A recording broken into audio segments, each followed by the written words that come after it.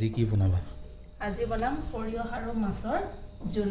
সৰিয়হৰ লগত মাছ বনালে তিতা হয় নেকি বাৰু আপোনালোকৰ যদি তিতা হয় আজি দিম আপোনালোকক এটা টিপছ যেটো টিপছ ফলো কৰিলে আপোনালোকৰ কেতিয়াও তিতা নহয় সৰিয়হখিনি 2 ঘণ্টামান তিয়াই থৈছিলো আৰু তাতে অকনমান নিমখ আৰু অকনমান পিয়াজ দি দিছো পিয়াজ আৰু নিমখ দিলে সৰিয়হৰ যেটো তিতা ভাব হেটো নাইকিয়া হয় আৰু তাৰ পিছতে মাছখিনি ফ্ৰাই কৰি ললো ফ্ৰাই কৰি লৈ হোৱাৰ পাছতে যেটো বিলাহী পুৰি লৈছিলো যে বিলাহীটোৰ কেঁচা ভাবটো নহবৰ কাৰণে বিলাহীটো পুৰি লৈছিলো তাৰ এটা ধুনিয়া গোন্ধ আহে সেই কাৰণে আসলে পুৰি ললে বেছি ভাল লাগে খাবলে তাৰ পিছতে বিলাহী পিয়াজ আদা নহৰু গুটেখিনি ধুনিয়াকে অকনমান সময়ৰ কাৰণে ভাজি ললো তাৰ পিছতে সৰিয়হৰ পেষ্টখিনি দিলো যেতিয়ালৈকে সৰিয়হৰ পেষ্টখিনি দিয়াৰ পিছত যেতিয়া তেল যেতিয়ালৈকে নোলাই তেতিয়ালৈকে ভাজি থাকিব লাগে আৰু তাৰ পিছত দি দিম অকনমান উতলা গৰম পানী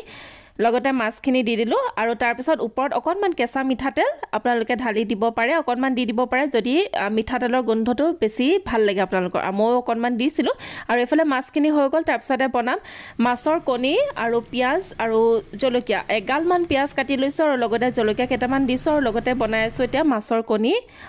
লগত পিয়াজ তাৰ পিছতে এয়া মোৰ বনাই মেলি হৈ গল তাৰ পিছত মই আহিলো খাবলে বহুত বেছি টেষ্টি হৈছিলে আৰু এফালে ভাইটিৰ লগত কথা পাতি মই খোৱাত পুৰা বিজি সো আজিৰ মিনি ব্লগটো ইমানেই কেনেকুৱা পালে জনাব